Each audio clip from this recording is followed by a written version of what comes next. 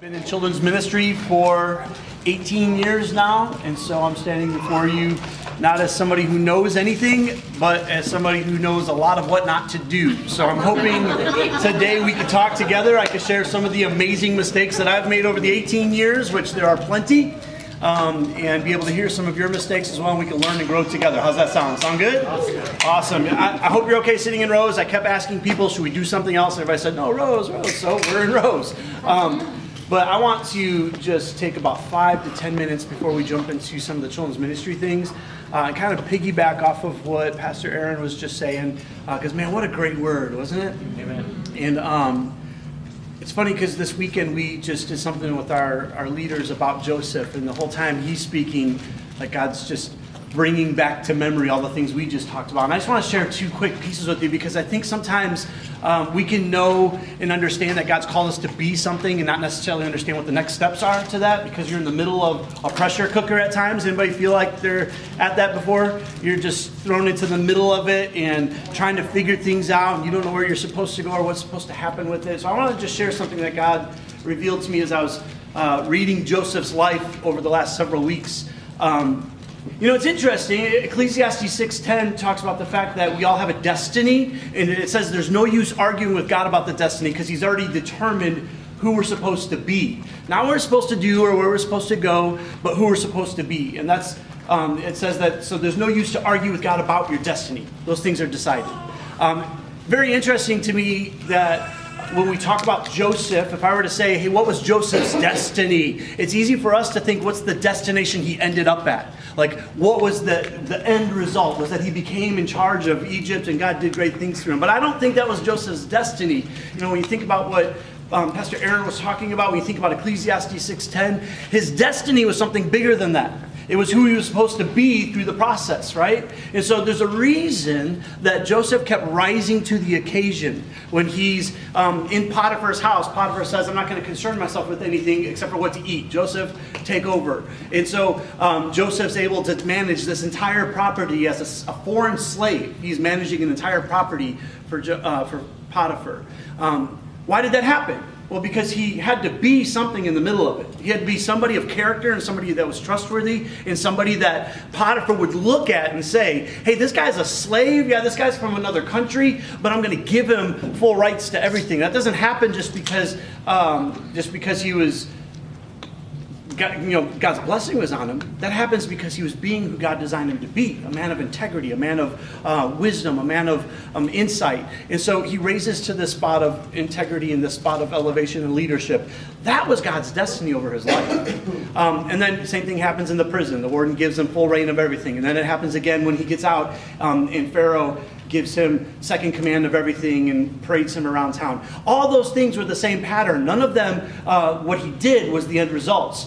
The destiny was who he would be in the middle of all those things. So how did he get there? Because I don't know about you, but I've been in those pressure cooker moments. And so it's interesting how God works. He took me where he wanted me to be. All I had to do was focus on who I was supposed to be, right?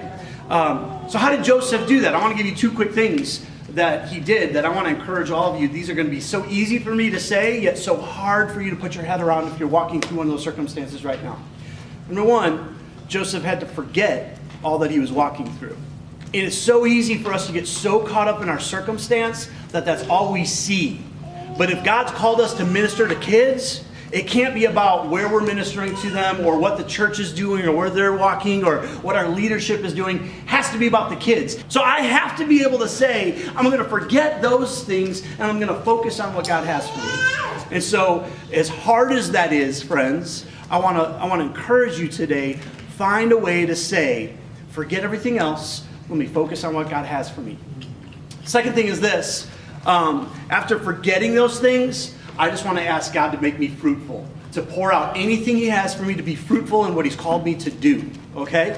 Not fruitful in terms of my own personality or my own self, but no, fruitful in doing the ministry that he's put in front of me. In other words, I want to see kids baptized. I want to see kids understand a heart of worship. I want to see kids grow up following God and not walking away from it. This has been my prayer over my own personal kids, and I pray this over our ministry all the time, is God raise up a generation of kids that doesn't know the hurts and pains of walking away from you, Man, I would love a generation. I believe in testimony because I have one, but I love testimonies that say, I never walked away from God, and it has been so good. I want those type of testimonies for this next generation, that they're not led astray and they understand God. And so I want to focus on the fruitfulness of that. I want to say, God, make me fruitful in those things. Now, here's the amazing part for me when I read the story of Joseph. This is why this matters to me. Joseph had two sons in the land of Egypt before Jacob died. Their names were Manasseh and Ephraim. Manasseh just happens to mean, according to Joseph in the book of Genesis chapter 48, Manasseh means forgetting, because the Lord has caused me to forget my family and my household in all that has happened to me. His first son is named Forgetting because he realizes I can't focus on what's happened to me. I can't focus on what circumstances put me here. I have to focus on what God wants me to be. And so he's able to name his son that. Imagine Manasseh coming to him all the time because names meant so much back then and saying, Dad, why did you call me Forgetting? What's the purpose of that? And he would have had to explain over and over again, hey, son, it's because, let me tell you the journey that Dad has walked through, yet here's who I'm still able to be. And then what's Ephraim's name? Fruitfulness. Because God has caused me to be fruitful in this foreign land. When Jacob comes and puts the blessing on Joseph, here's another interesting part of Joseph's story. You guys probably all know this. Instead of laying his hand on Manasseh, who's the oldest son, who's supposed to get the first blessing, what's he do? He puts his hand on Ephraim. And Joseph says, whoa, hold on a second, you're getting this wrong. But what does Jacob say? No, I know what I'm doing. And he blesses Ephraim and then Manasseh. Why? Because God wants to bless our forgetting. He wants us to move past our circumstance, but even more so, God wants to make us so fruitful that the people around us are affected, that generations understand. Here's the amazing part. Do you know what he says after that? He says, from now out, the Israelites will use you to bless one another. And there's a saying that says, may you be as fruitful as Ephraim and Manasseh. And they say that to this day. The Jewish people still say that right before Yom Kippur or before Sabbath. They get their kids together, they lay their hands on them and say, may you be as fruitful as Ephraim and Manasseh. In other words, this is what it means to them. May you, in a land that's foreign, where people are trying to live a different way, serve different gods, may you not be like that. And may you be fruitful in how you do what you do as you be who God's called you to be. So I love what Aaron was saying because it's so vitally important to our destiny that in the middle of our circumstance, we're able to say, yeah, but God's called me to be something. And what's the outcome of us being that? Everybody around us is affected. And in our world, it's children are affected in a way that helps them understand who God is and follow after him. Such an important piece of who we are. And then Ephraim and Manasseh, of course, they have the biggest property out of everybody when you put them both together. They got the Jordan River going right through the middle of it. They got some major cities in their land. And they're the grandchildren of Jacob. They're not even the direct children of Jacob, all because of Joseph, I believe, him standing and saying, I just need to be who God says I am. And he'll work out the details of that. So no matter where you're at, look, that's the easy part for me to say. Here's the practical. We're together in this. And I love what Chris said. We're only so good when we do it ourselves. But when we're together, I mean, we get everybody's greatness, right? So you're not alone in this. It's been a journey for all of us. Even if you've been in ministry only for a couple of years, you've got stories to share that are going to help somebody, and you've got things that you've walked through already that you've learned, that when we all learn it together, man, we're going to be so much better as a ministry throughout the Illinois district. Amen. Amen. Any thoughts to that? Because this is participatory today. Any thoughts or any questions or comments? Okay.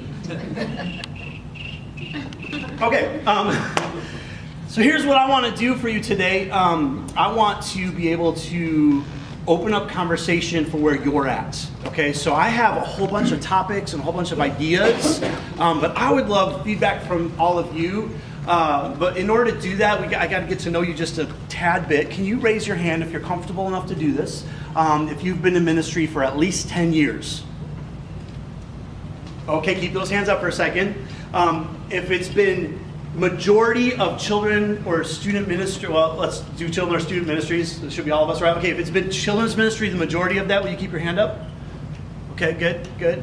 Raise your hand if you've only been in ministry for about 5 years. Okay, awesome. Anything under 5 years?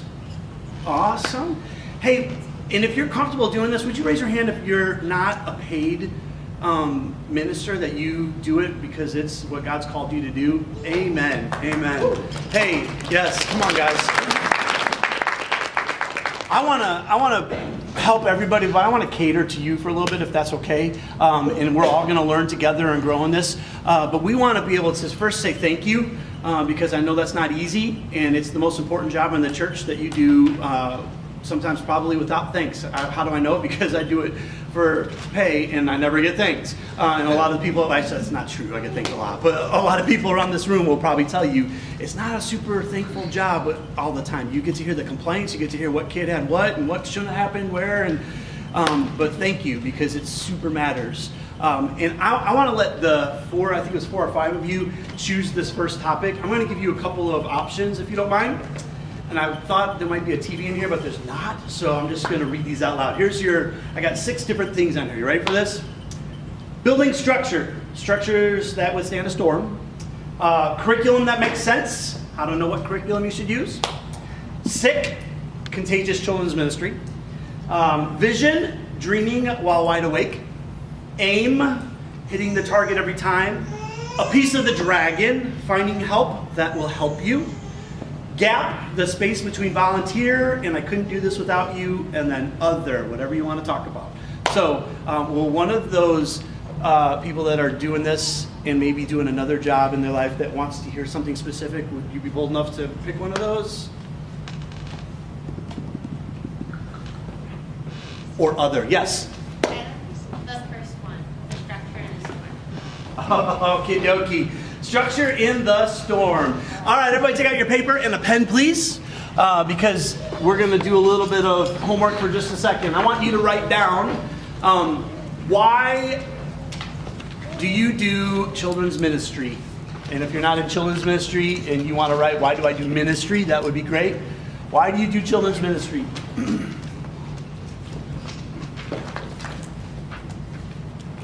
Should be one sentence, should be something that you easily can reiterate.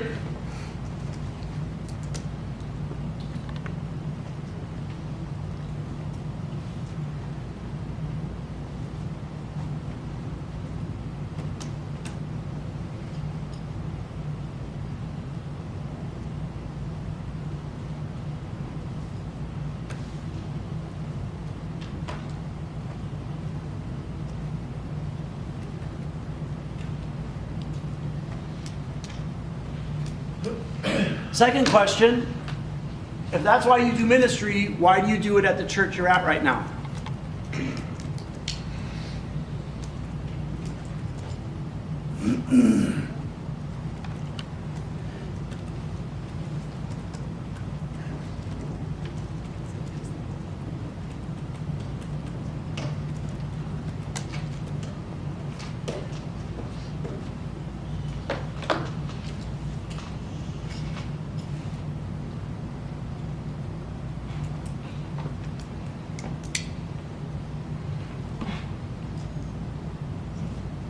Good?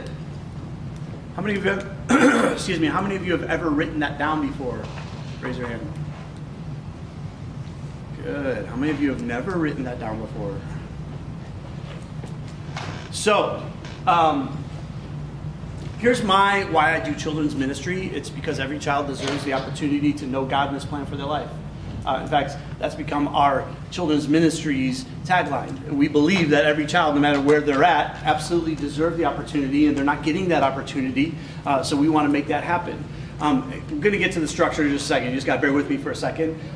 So then why do I do it at Naperville at Calvary Church? Well, because we have the privilege of being number 3 in the nation for high schools with the most heroin use in the U.S.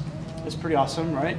Down the road from us is Aurora, Illinois. In fact, our church is actually in Aurora, even though we have a Naperville address. Aurora has 75% of its students live under the poverty level in the public school system. And so they get government aid and funding somehow. And then when I look around our community, I realize, man, a church like Calvary has an opportunity to do something about that. And so I believe with all my heart, God's called me to make sure every child gets the opportunity to know God and His plan for their life.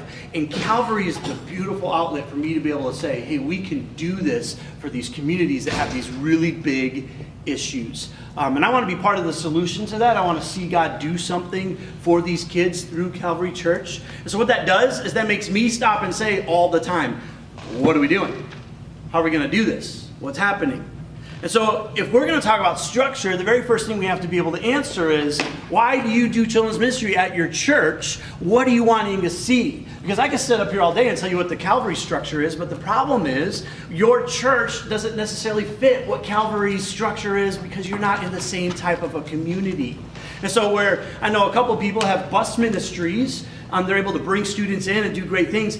That's just not possible where we're at because there's just too many logistics. It's not going to be able to happen. Plus, there's a church. We're going to pass 50 churches on the way to where we're going to bring them. It wouldn't make sense. We're not going to their community. We're asking them to come into our building, and there's nothing in between. Where you might be able to say, hey, there's no church anywhere nearby that's going to be able to do what we're asking to see happen for these kids. So because of my why and because of why I do it at my church, I'm going to create a bus ministry. Does that make sense? So in order for us to talk structure, you have to be able to say, what's so important? What would happen? What's the problem if we don't have a vibrant children's ministry at our church? What's the unanswered problem that's going to take place? And if that's the case, maybe my structure for my ministry should somehow feed towards this is what we're going to do. Does that make sense? Am I like making it, and is that like stretching? You guys okay? See, so having the idea of why you're going to do ministry at your church helps begin to build the structure. Because then I'm able to say, well, if this is important to us, if this is something that we need to be doing, then I'm going to start to build teams around it. I'm going to start putting importance in finance and funding towards, and I'm going to say, this is what we have to do. When I go to my senior pastor, whether I'm on staff or I'm volunteer, I'm going to be able to give them a vision for, hey, you said you want to reach our community. You said our church is about X, Y, and Z. In order for us to do that, here's what I want to do with our children's ministry.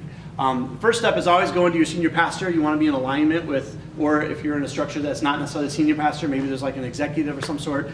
You always want to be able to stop and cast vision with them first to make sure you're on the right page where the church is headed. Otherwise, you're spinning your tires and you're beating your head against the wall and you're like, oh, I don't know what's happening. And most of the time, if you've heard from God on what you're supposed to be doing at the church you're at, and you're not in alignment with your senior pastor, it's just a misunderstanding of how somebody's saying it somewhere. It's not this I heard from God, he didn't, or she didn't, or whatever. No, it's, hey, we're just not communicating at the same level right now, and it's a conversation over some lunches, or some time with some coffee, or maybe even some refreshing and saying, okay, tell me your heart again, so I can make sure the piece that I can figure out that's not lining up. But I would encourage everybody to sit down and take some time and say, if I'm called to do ministry because of this, and I'm called to this church to do ministry that way because of this, this is the first thing I want to look into. After that, the next piece to your structure has to be people. You can't do anything without people, right? I think sometimes for those of you that don't necessarily have a huge staff that you get to work with, this might come a little easier because you get it. You can easily go find people to help you because otherwise you're doing it all. And I think sometimes when you have other staff people, it's easy to become staff-driven to say, oh, our staff's going to take care of this. But at the same time, I also know it's not always easy to find people, right? We all are in the same boat that if we're in ministry, especially children's ministry, we're always looking for more people. We call ours specialists. It's kind of a mind game for us to say, hey, they've gone from volunteer to specializing in what they do. So it helps us train them and know what we're going to teach them so that they're not just volunteers, but eventually they're going to specialize in reaching kids. I can walk you through that process too if you'd like. But the people are the most important part to what God's called you to do as a ministry. And so you have to get people around you who will help you grow and see God fulfill the ministry. So let me jump actually to what I call a piece of the dragon. I was at a church 2 summers ago that did this amazing children's program in the summertime. It was Chicago Tab Church. If you've never been up there, they do this huge thing called Kid Week Adventure for their kids, and it's phenomenal, okay? Back when I was in Normal, Illinois, I used to build sets and bring it up to them for it, and then all of a sudden they just like, when now I go and I take their sets and bring them back to me. And they had this huge dragon that came up at the end, and it was amazing. And it's got wings flapping, smoke's coming out of its nose. It's on the back of their stage, and the kids erupted. And I'm like, okay, we're doing something like this. This is so great. And so I go up afterwards, and I'm talking with a couple of their staff members, and they're showing me around. And I say, hey, tell me about the dragon. Well, the girl that was in charge of the whole drama piece hands me a bolt. She goes, well, this is all I have. It's just a piece of the dragon. And I'm like, okay, so explain, but what happened? She goes, I have no idea. Hold on a second. She calls this architect who's one of their volunteers over and says, hey, can you explain to Michael just how the dragon works? He goes, yeah, you know what? I drew it, but let me call over so-and-so. About 10 layers deep, finally somebody's able to tell me, oh yeah, come up here, I'll show you. We were inside moving this lever and doing this. But here was what really got me. It wasn't one person trying to figure out how to make this whole thing happen. They knew that they needed, hey, for this to work properly, I got to have somebody who can design it. I got to have somebody who can build it. I got to have somebody who can help make it run. They didn't stop with, well, I'm just going to make it happen. And I think sometimes we get so into ministry knowing what we want to see happen and where we want to go that we just kind of make it happen. And what happens is we get stuck doing it all. And if we're doing it all, something else isn't happening. And so here's Annie, who's standing here over the whole thing and has no idea how the main piece of that night even worked or cared how it worked. She cared that the whole event went the way it was supposed to happen. And we have to be able to stop and say, that's where I need to be if I'm going to be the one to help focus and direct and make sure our kids are getting what they need to have. Does that make sense? So we have to be able to say, well, then it starts with, I need to find somebody. Now, some of you are probably thinking, yeah, but we're still trying to find someone to be in the nursery this Sunday, right? Yes, okay, so are we. Just so you know, that never goes away. You're all right, Nicole? Okay. Hey, I got some staff members here with me that I want you guys to get to know before the end here, because if you have questions about anything, they're here to help answer those questions, okay? So nursery person, early childhood, elementary. I got a director of operations who helps organize. If you want to know anything about organization, Teresa, right here. So yeah, everything from background checks to how to set up an event to how to run that's that person. So I want to make sure they're a resource for you, and we'll make sure you have numbers and names. If you ever have questions, you want policies, you want anything, we're going to give it to you. We want to make sure to support you and partner with you on that, okay? You're not alone. That's what I'm trying to say. We're all together. Where was I? Dragon, yeah. The dragon. We need to find somebody. The dragon. Even though Oh, we you don't gotta have find anybody somebody. there. So I know you need somebody in the nursery, but if you stop and spend all your time finding that one nursery person, which by the way, I don't know how it works in your church, but God always brings somebody along and makes things happen, doesn't he? Maybe not. Maybe you're like, no, the kids were in the service crying. Listen, keep working at it. God will cause things and people to come along. Keep talking about it. Keep telling people, hey, we got to make this happen. We want these kids. Never put it about the adult service or about the parents. It's always about the kids. And we want to make sure every kid has the chance to know God and His plan for their life. So guess what? When kids are infants, we have them in the nursery and we're holding them and praying over them by name off their name tag. Why? Because we want God's blessing on them. At 2 and 3-year-olds, we do a large group. Why? Because we want them to see the gospel come to life through puppets, through drama, through video. Present that as often as you can to adults, okay? And then let God take that and burn in the hearts of people. He'll bring people along. It might take time. And like I said, we still have Sundays. You could ask Nicole and Annalise and Donna even. In our early childhood, in our nursery area, we have Sundays where how are we going to open this room? Because we do the ratios, 2 adults to every room with so many kids, and after that the room closes, and we're always like, shoot, can we just throw more people in there and have more kids in there? But you can't. And so every Sunday we still try to work that out. But we know as long as we keep bringing that to the people and putting it in front of them, God's going to help people come along eventually. Anybody else agree with that and can attest to it? Guys, girls, nobody? Okay, I'm the only person? Okay, good. So just keep faithful to that. But then you can't stop there.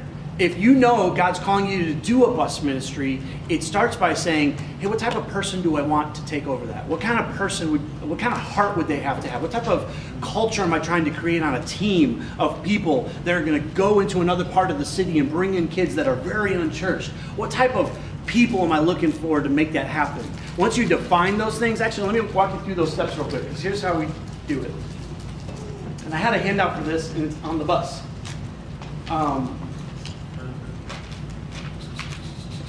which I can give you later. This is what it looks like for us. Okay, we start with a couple of questions. Where am I at? First thing we do is we say we want to define the culture. What type of culture are we going to have for this team? What are we wanting it to feel like? What are we wanting people to act like? What should it be? If you don't stop and define the culture for a team, define what you want your team of volunteers to feel like and be like, guess what happens? They define that culture. And the last thing you want is a bunch of people who are doing it because they felt guilted into it or they felt bad for you. No, that's not the culture you're looking for. You're looking for somebody who's passionate about. Maybe you're starting with your Sunday team. Like, don't overlook this for events or something like that. What do you want for your Sunday team? Define that culture. What do we want when kids come in here? We have what's called the SICK policy, which Ryan helped us come up with many years ago. SICK stands for Safe, Invited, Connected Kids. And we have sayings for each of those. Safety and security is our number one priority, that every kid would feel safe and secure enough to share their lives with their leaders and their peers. We tell people all the time, if you're coming on our team, safety is the number one priority. You better make a parent feel so good about dropping off their kid that when they walk away, that kid feels good about it. Do you know the number one reason kids don't go into a room? Because mom and dad aren't confident about it dropping them off. When they have a little of anxiety and fear, that kid picks it up and they say, I'm not going. Or if a kid whines one little bit, what's the parent say? I don't know why, they just don't like that room. Actually, they don't know any better. You just told them they don't like the room. So stop saying that. So we want kids and parents to feel so good about dropping their kids off that kid begins to share their life with us. Inviting. We believe every child deserves to feel like we've been waiting for them to arrive. I don't want any kid to ever feel like we're sitting there going, oh, they're here again. Or I don't want somebody to come up to our check-in space and feel like somebody didn't greet them and love them and be there for them. So everybody that's coming onto our team, we remind them, look, safety is not the only thing. We want them to feel invited. You're part of making that happen. So every time you see somebody, I do this. I tell people, if you can't do this, don't come to our ministry. Because you've got to be able to get down on the kid's level. If you can't talk to the kid, parents will always comment on this. I sometimes will ignore a parent that's walking up to say hi to their kid first because I want that kid to feel welcome. I love the parents. I have so much relationship with our parents. But man, I want that kid to know that they're important, they matter. And that changes their whole entire atmosphere when they're in that building from the very first time someone greets them like that. So I want to make sure everybody's getting that inviting feeling as they walk into our building. Connecting, see, the third and final, well, kids is next, but the third piece to that is every child deserves the opportunity to connect to God, their peers, and the leaders who will help them make those connections. And we want to make sure that if somebody's coming into our ministry, they're not babysitting, they're not just changing diapers. No, you're helping connect them to God and their peers. So we constantly say that, we remind them of that. It's never about being in service so parents can have their time in service. We're thankful that happens. That's a side effect, though, to what we do. We minister to the kids. And we remind them that always. We did a big thing called Main Event where we invited other teams from our church to be part of our summer program this year. It was in the evening for the first time ever. We've never done an evening thing since I've been there in 12 years. And this year, our summer program on Wednesday night was in the evening. So I was able to ask, like our Spanish ministries did security for us, and our parking lot people did parking lot service for us, security and all that. Well, at the end of it, I can't tell you how many of them came to me and said, I didn't know you do all this for kids. They're like, yep, every Sunday.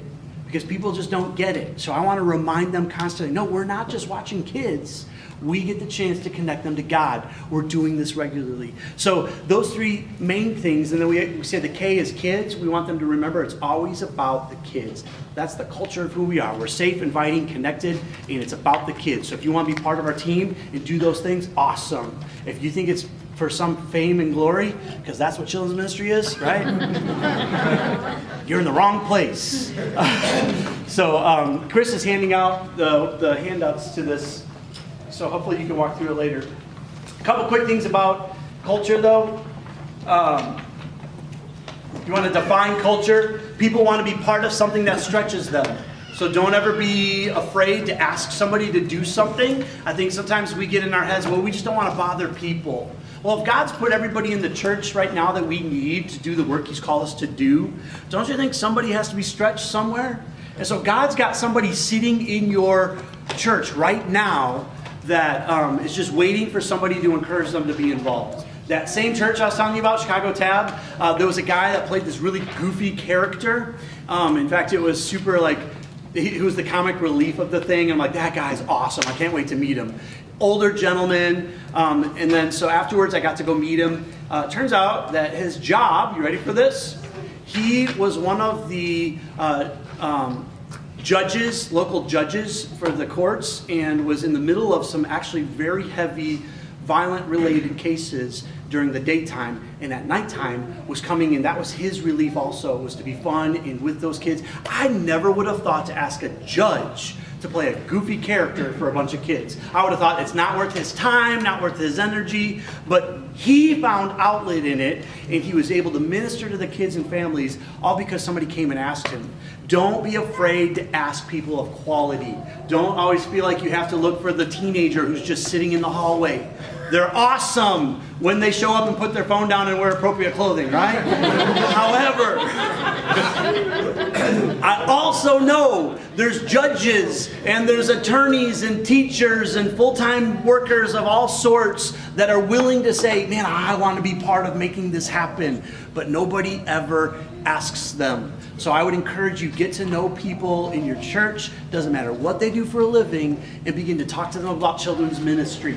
Because people want to be part of something that stretches them. Also, people evaluate if it is worth their time by measuring the way it has or hasn't caused them to grow. So they want a culture that's going to make them stretch them and pull them and say, hey, maybe you've never been on the stage before with a microphone in your hand. We're going to help you learn that. Why don't you come be part of this? And once they begin to feel like, man, I'm growing, this is stretching me, they become more bought in and more part of it. Next thing you know, they're saying, hey, what else can I do? Right? Those are the people you want to look for, which, by the way, we say this all the time. The fastest way to grow your volunteer base, have everybody invite somebody. So if they have a friend anywhere on earth that can pass a background check, then, and some that might not be able to, just joking, don't ever do that, then have them go invite somebody. Say, hey, when you're at your small group this week, or when you're hanging out with people in the coffee shop or whatever you have at your church, can you just talk to somebody and say, hey, would you be part of doing this with me? It's the best small group they're ever going to have. It's the best relational thing they're ever going to have. Have them come be part of the ministry also. Just so you know, we say it all the time. Not good at it, okay? We're trying to do it all. We say it over and over and over again. You just got to keep saying it to people and keep encouraging them. Bring somebody with you. Invite somebody along, and you'll see your ministry base grow. So that first piece is defining culture.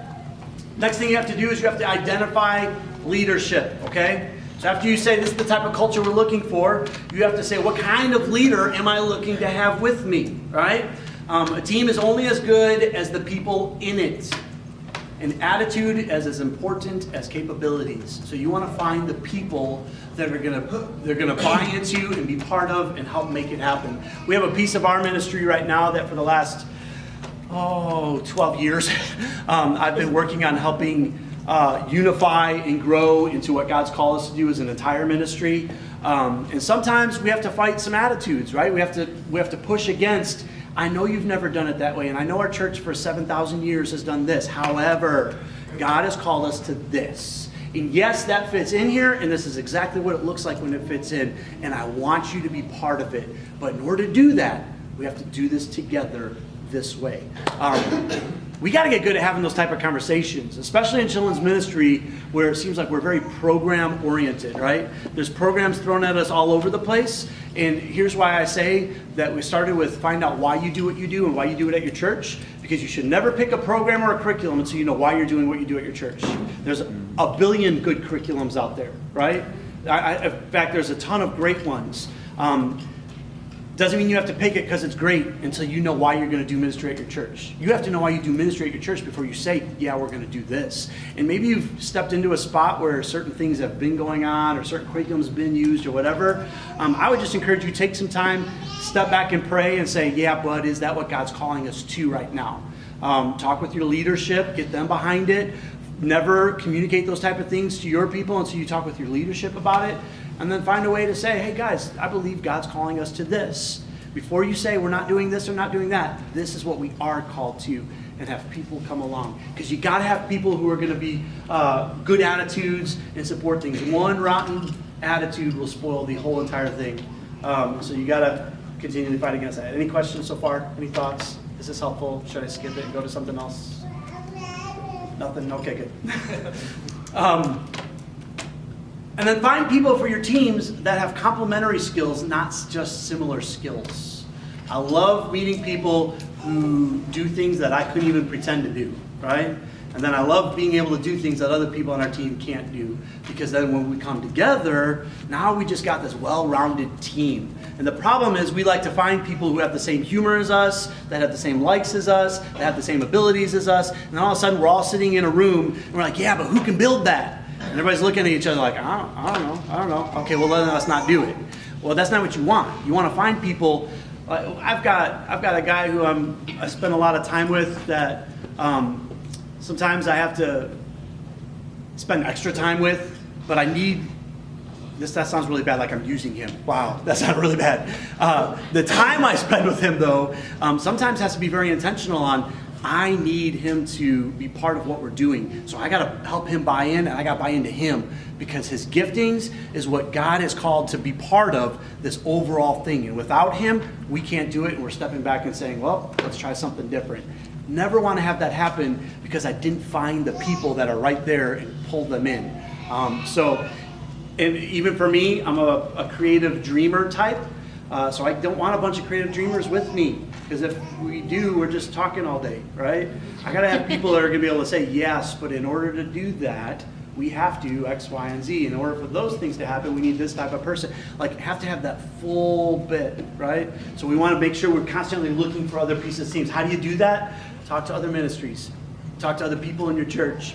Your youth ministry, I love to say this. I believe your youth ministry needs to serve in the church, not just in your ministry, but in the church. If there's such a drop-off of students not going to adult services once they get out of high school, to me, the biggest problem with that is because they've never been connected to the church, not because they walked away from God. Nobody took them at a young age and said, we serve, we get involved, it's your church, it's your body, it's your community. And so if we can help them do that through our ministries and other ministries, then we bring in all these skills and giftings as well that can help be part of it, right? Okay, I'm going to move really fast now. Then define what their role is. You have to give them a very specific job description. I would encourage you, no matter what part of your ministry you're working on right now, no matter where you're at, make sure you stop and say, I want every person in here to have a very specific role. That will kill your team so fast. If you have volunteers that just stop showing up all of a sudden, chances are they had no idea why they were supposed to be there in the first place. So if you could give every person a job description, I know that sounds overwhelming.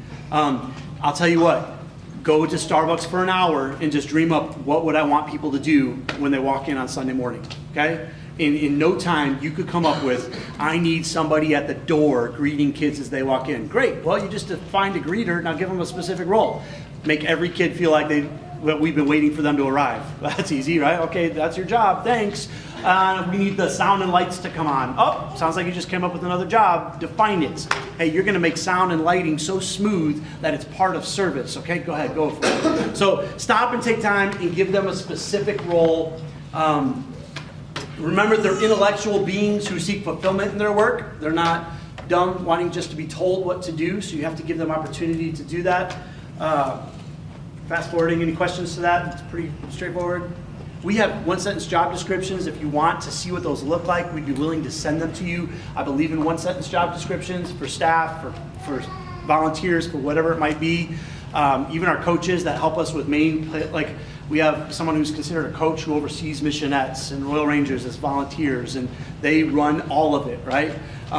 They have a specific one-sentence job description. My specific one-sentence job description is to inspire teams and staff around the vision of NXT Kids, which is a very loaded statement, which means I have to have a vision for NXT Kids, and I have to be able to raise up a staff and raise up volunteers who can see that vision come through. But it's one sentence, always reminds me, this is what I'm doing. I'm inspiring staff and teams to carry out the vision of NXT Kids. I hope this is okay, guys. All right. The next piece, evaluation. This is the piece that I think as a church we miss all the time. People have no idea how well we're doing because we don't stop and say, first the wins. Right, we got to celebrate wins, right? So when you have one kid come up and say, hey, this all makes sense to me all of a sudden. I was sitting in service and I heard what you said at Christmas time, and wow, I didn't realize that's how all this worked together.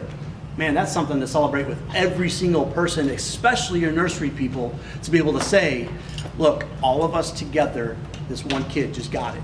It's worth it. I don't care if nobody else did today. That one kid was worth it. Because if one kid can understand who God is and it becomes real to them, everything we do is worth it. It doesn't matter what size your church is, right? One kid gets it, it's worth it. So celebrate those wins, but then also be able to stop and say, hey, yeah, when you didn't show up on time and when that room didn't open, I just got to help you understand what that created, okay? So now parents were standing at the front of the nursery. Well, let's not pick on the nursery anymore. The parents were standing in the front of the elementary room because it wasn't open yet. They didn't get to service on time. They're frustrated. That kid's frustrated. Service, you weren't prepared when you walked in. Man, look, I love you and appreciate you, but we got to do better than that, okay? They got to hear those things, and we got to be okay saying it. Why? Because it's not about them, and it's not about us. What's it about? The kids and them understanding God. So we got to be willing to evaluate and give them that evaluation. Feedback is their compass, okay? In their journey, they want to know how they're doing and what value they are adding. So give them regular communication. It goes a long way in building a high-performance team. I would say you need to communicate that with every level of volunteer that you have. Somebody who only comes once a month, share with them how you feel like they're doing, okay? And then the last part is you got to build trust. Trust fosters self-esteem. The way you manage and communicate with people tells a lot about how much you trust them. You don't ever want to dump things off on people. Volunteers aren't a means to an end.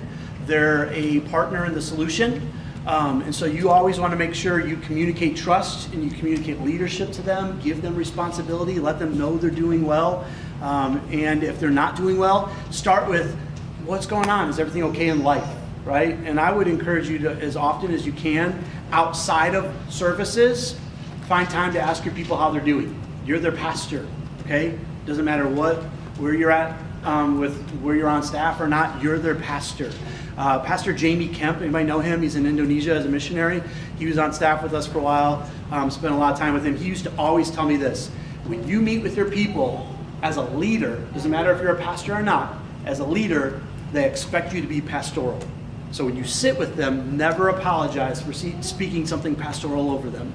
And man, sometimes I feel like I'm too bold, but someone will be sharing something with me. Not too long ago, this one's kind of a friend, but at the same time, somebody who is involved in ministry, and they said something about not feeling like they get enough out of church. And as they're talking, like the Holy Spirit just came over me, and I'm like, oh, I'm sorry, hold on a second. I didn't realize church was about you. I'm sorry. And then I like that sarcastically and that straight to their face. I said, I thought church was us coming together to minister to the body of Christ. I didn't realize it was about you. Okay, go ahead. And he just looked at me like, oh, okay. I'm not saying be that bold. Maybe there's times where God's going to lead you to be that bold. I was with this person, and it's been a continual conversation ever since then.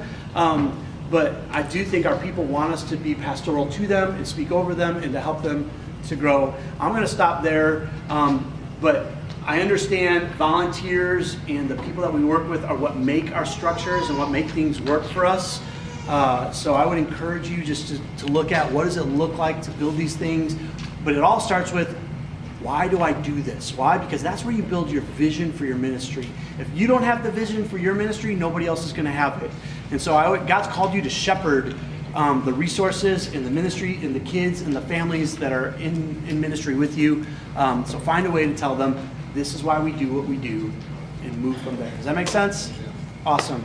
I'm going to stop, and if you want to leave, feel free to. If you have questions or you want to talk more about volunteers or any of that, please stay in here. If you just have random questions, that'd be awesome too.